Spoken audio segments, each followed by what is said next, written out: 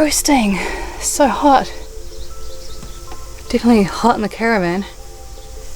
Yeah, I really want to go for a swim. I need to figure out what I'm doing the rest of today. I need to find the dump station at this campground first, I think. Yeah, I like this campground. I've stayed here twice before. Once in the cabin before I got the caravan, and then once 2 years ago when I was still getting the hang of caravanning. I feel like I'm in Australia right now with the yellow grass, and there's a gum tree above me and it's hot. So it does feel like Australia. So I've emptied all the tanks and the toilet, and I'm absolutely boiling in here. It's ridiculously hot. Yeah. So I'm meeting someone at 3. So I'm thinking I might just race to the beach now, have a quick swim, come back, drive into town, meet someone there, do food shopping, come back when it's cooler and do some work. So that's the master plan. So the campground recommended a swimming place. I think I just drove right past it, and I've been along these windy roads. I don't quite know where another public place is. This is kind of a point for the views, and there's kind of a parking place down there. I might just go down and see if there's a path to the water. I just want to dip in the water, cool off a little bit. Okay, a 10-minute walk to the beach. I'm going to do that. It's probably going to be a little bit more private than the one I recommended. It seemed to have quite a few boats out there and a lot of people in the car park. So hopefully it's a nice beach down here. Otherwise I will have run out of time and I'll have to swim later in the day.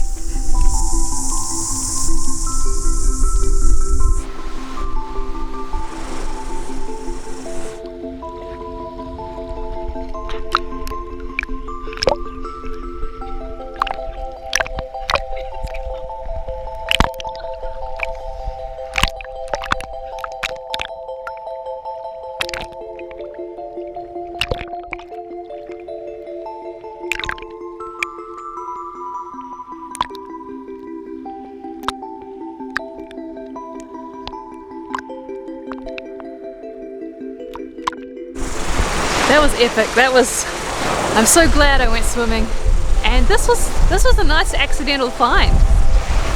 Because I drove past the beach that I was told to stop at, but now I got my own private beach.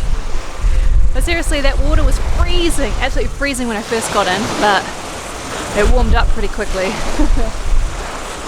And the ferry just drove past. That's me tomorrow. I timed it well. A few other people turned up just when I was leaving, and I passed a few more on the way up. That was good. Perfect timing.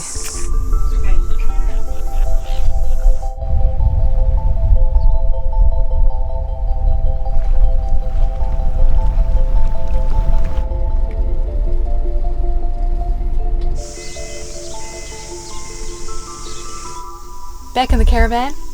I think the reason it feels so hot today is there's no wind. I've got a whole lot of windows open. Oh, there's a slight breeze just then. So I need to do, it's 4 PM, or just after 4, and probably got a couple of hours work to do.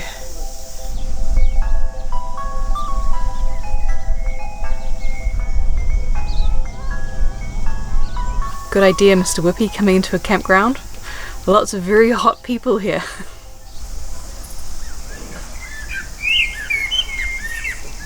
Morning. So I just got this email from Inter Islander.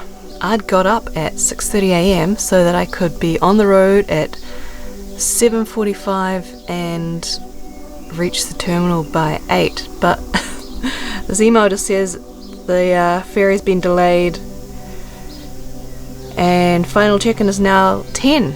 So 7. I've got a bit of time now.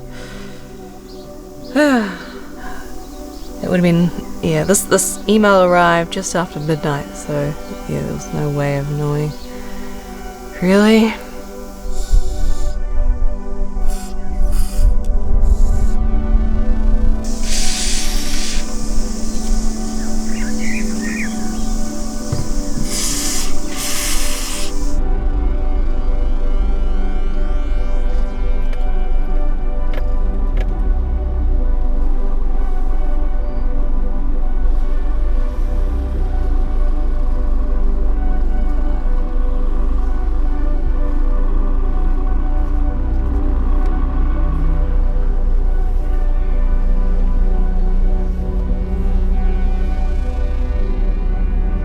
So when I took the ferry over, it was basically an empty, felt like an empty ferry.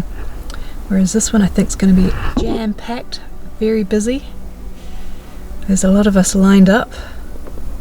I think it's kind of combining two ferries into one.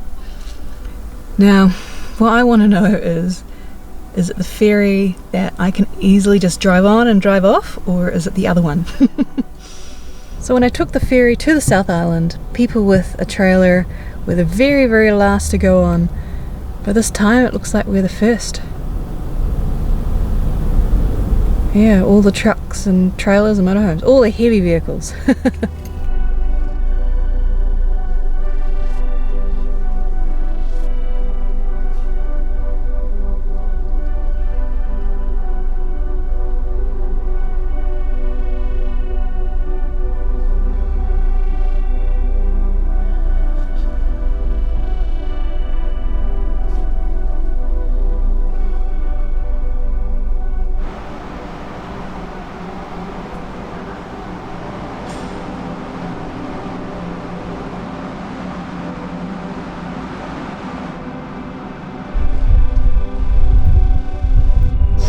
Respectful for your fellow passengers by not placing extra baggage on available seating.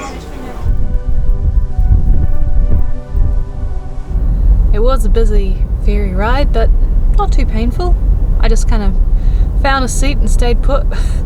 That crossing can get rough, but that one was fine.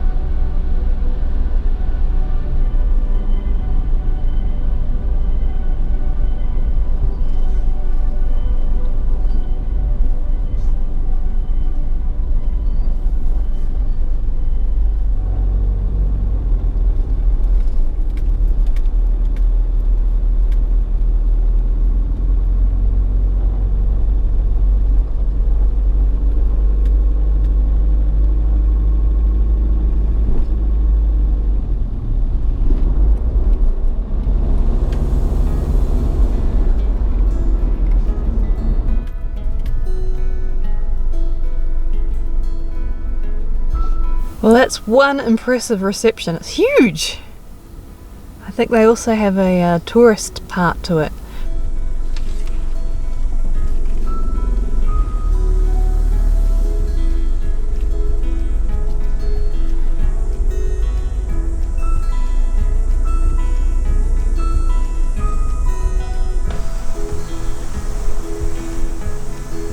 So I'm in Wellington.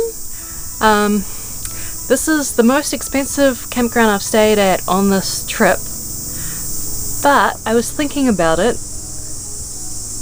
Wellington's a pretty big city, and compared to Auckland it's still a good price, $35 a night, because in Auckland the two central campgrounds for powered site was $50, and you couldn't really fit a caravan in the non-powered site. You know, the options weren't very nice. Or you could go to the North Shore and spend $30 a night. And in Wellington, this really is the most central campground you can get. It's kind of close to Lower Hutt, and so which isn't central Wellington, but there's no options really. You've got a few more options if you're in a camper van, but not really in a caravan. And so I've now tried a few. You know, I just popped to Burnsco and bought a whole lot of caravan parts last night, and then today I am meeting up with a friend, and I finally got my recycling under control. Between getting rid of some in Picton and some here, I've actually got an empty box. I've got some cardboard I want to get rid of, but their cardboard bin was full. They might actually have another recycling spot that I could find, but it was a good feeling. It was getting a bit embarrassing. I couldn't have anyone in the car because there was no room from the amount of recycling I had. So, there's actually more cardboard there.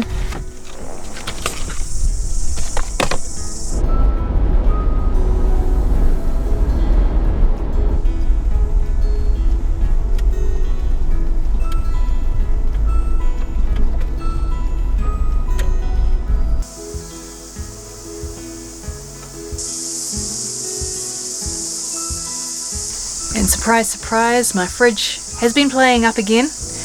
It looked fine, but it just wasn't cold. So yesterday I just threw out a whole lot of stuff in the fridge. It was starting to get moldy. It was quite gross and stinky as well. Yeah, it was really just one day of not being cold and it just went ballistic. So another reason why I was on a powered site last night, just to kind of get the fridge going again. But I've kept it very empty. I didn't buy much. I might have to throw out that soup because I think it's separating a bit, so yeah, I don't know if I want to eat that.